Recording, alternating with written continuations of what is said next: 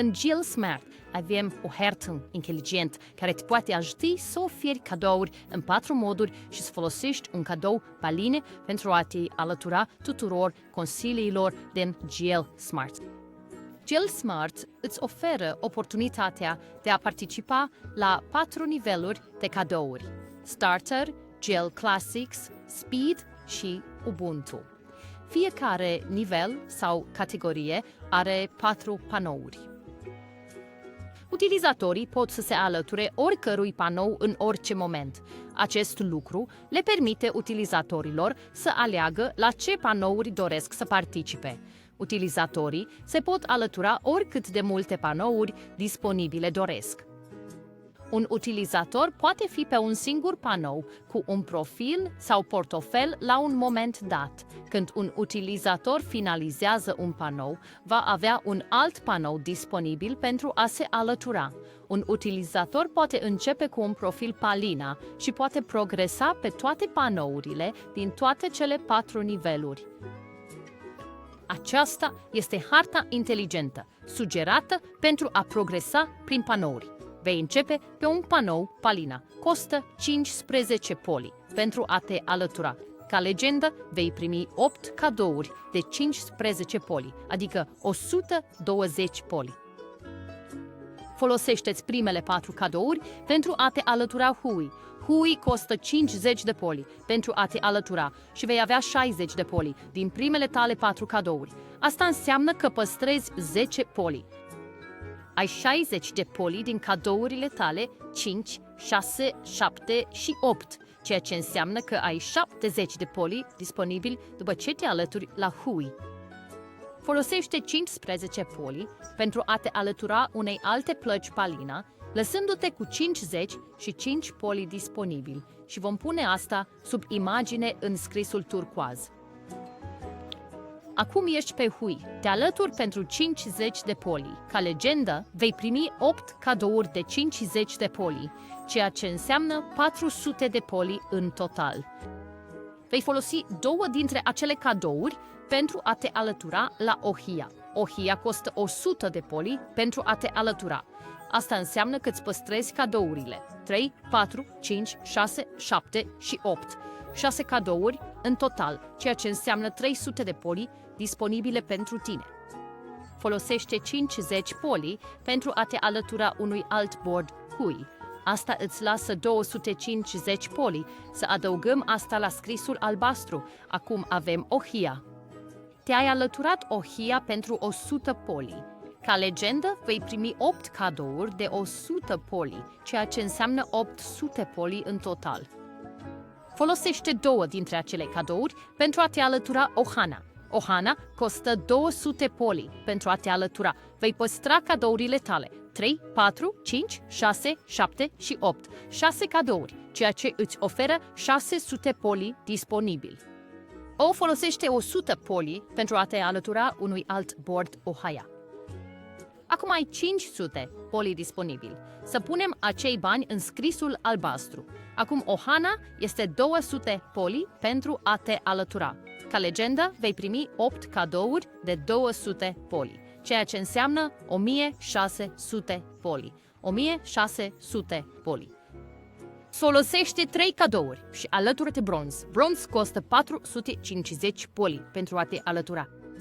Deci, 3 cadouri înseamnă 600 poli minus 450 pentru a te alătura la bronz, îți rămân 150 poli, că îți păstrezi cadourile 4, 5, 6, 7 și 8. 5 cadouri plus acea 150 îți oferă 1150 poli disponibili. Folosește 200 poli pentru a te alătura unui alt Ohana board. Asta îți lasă 950 poli. Este foarte important ca atunci când închizi un board ca legendă să folosești unul dintre cadouri pentru a lua un alt board, pentru a dărui pe un alt board și a te alătura unui alt board.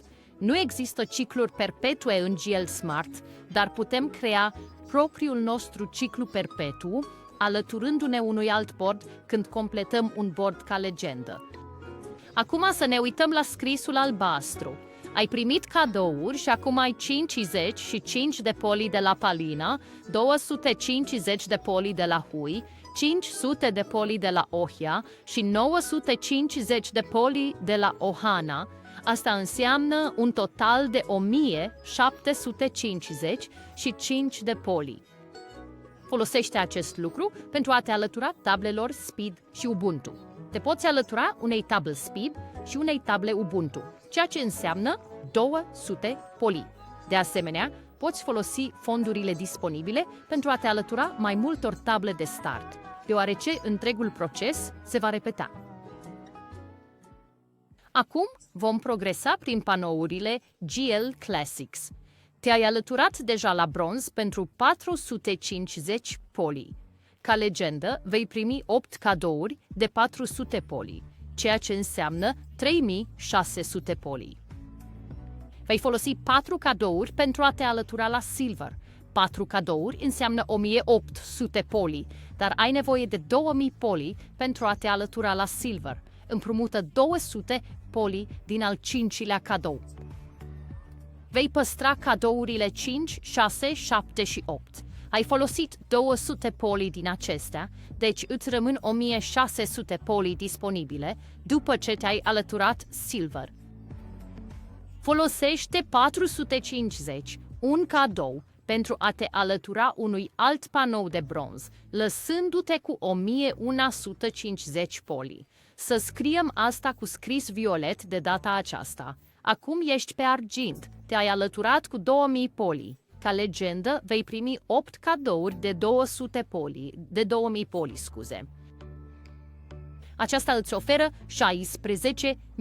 poli. Vei folosi 4 cadouri pentru a te alătura Gold. 4 cadouri de 2000 poli înseamnă 8000 poli. Ai nevoie doar de 7000 poli pentru a te alătura Gold, așa că ai 1000 disponibil. Păstrezi cadourile tale, 5, 6, 7 și 8, care sunt 8000 poli. Deci 8 plus 1 îți dă 9000 poli în total disponibile. Folosește 2000 poli pentru a te alătura unui alt panou Silver, lăsându-ți 7000 poli pe care le vom pune în scrisul Move. Acum ești pe tabla de aur. Te alături tablei de aur pentru 7000 poli. Ca legendă, vei primi 8 cadouri de 7000 poli, ceea ce îți oferă 50 și 6000 poli. Vei folosi 4 cadouri pentru a te alătura la Platinum. Platinum este 22.000 poli. Odată ce te-ai alăturat la Platinum, ai 6000 poli disponibile și vei păstra 20 și 8000 poli din cadourile tale. 5, 6, 7 și 8. Asta îți lasă 30 și 4.000 de poli. Ia 7.000 pentru a te alătura unui alt gold board, lăsându-te cu 20 și 7.000 de poli. Să adăugăm asta la scrierea Move. Acum ești în Platinum. Te-ai alăturat cu 20 și 2.000 poli. Ca legendă, vei primi 8 cadouri de 20 și 2.000 poli, oferindu-ți 176.000 poli. Folosește un cadou pentru a te alătura unui alt Platinum când ți-ai completat tabla ca legendă. Aceasta va fi 22.000 de poli pentru a te alătura unui alt board Platinum, lăsându-te cu 154.000 de poli disponibili.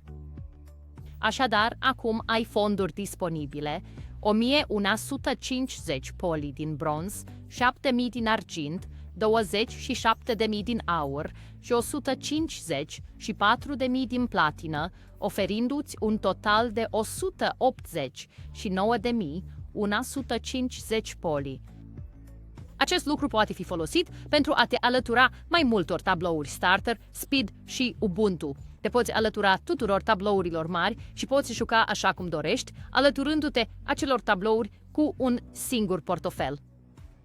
De asemenea, poți folosi mai multe portofele pentru a urmări linia de descendență acolo unde este disponibilă. Când folosești mai multe portofele pentru a urmări linia de descendență, aceasta creează o linie de descendență mai puternică.